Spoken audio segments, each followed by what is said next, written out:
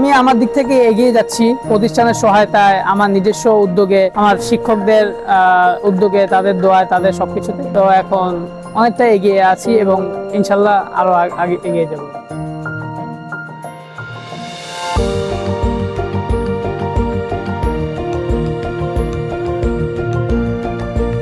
এই মাদ্রাসা শুধু গোসাইহাটেই নয়, শুধু শরীয়তপুরেই নয়, বরং 2021 সালে সমগ্র বাংলাদেশে প্রথম স্থান অধিকারের গৌরব অর্জন করেছে। মরহুম আলহাজ শামসুর রহমান সাহেব আমাদের সবার জন্য গর্ব এবং পুরা শরীয়তপুরবাসীর জন্য আশীর্বাদ। জিয়াউর রহমান আহাদ মিয়া সাহেব সমানভাবে অনুদান দিয়ে যাচ্ছেন। ওনাদের অনুদানের কারণে এরকম এতিম শিশুরা বেচের পর বেচ পড়াশোনা করিয়া শিক্ষার আলো নিয়ে সমাজের মধ্যে ছড়াই পড়তেছে। এইটা ওনাদের জন্য বিরাট একটা অবদান।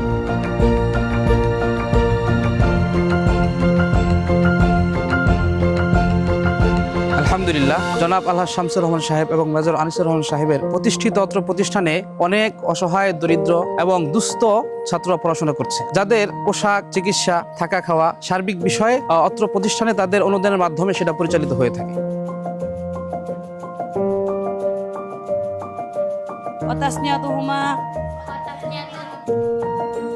আমার ফিউচার প্ল্যান, আমি একজন ডাক্তার হব।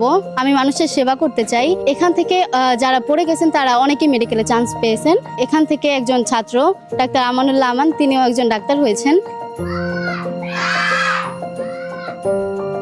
এই আমরা যে চেষ্টা করতে থাকি, এই চেষ্টার একটা সওয়াবের অংশ যেন আল্লাহ রাব্বুল আলামিন আলহাজ শামসুর রহমান স্যারের রুহে দান করতে থাকেন।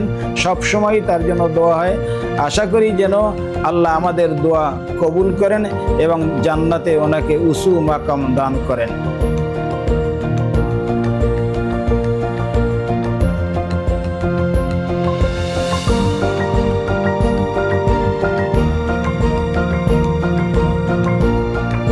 জিয়াউর রহমান আহাদ মিয়া তাদের সর্বাঙ্গীন মঙ্গল কামনা করি, যেন তারা আমাদের এই সমাজসেবামূলক যে কাজগুলো করে যাচ্ছেন এগুলো করতে পারেন। আমাদের এই সমাজটা যেন আরো শিক্ষায়, জ্ঞানে, গুণে ধন্য হয়ে ওঠে।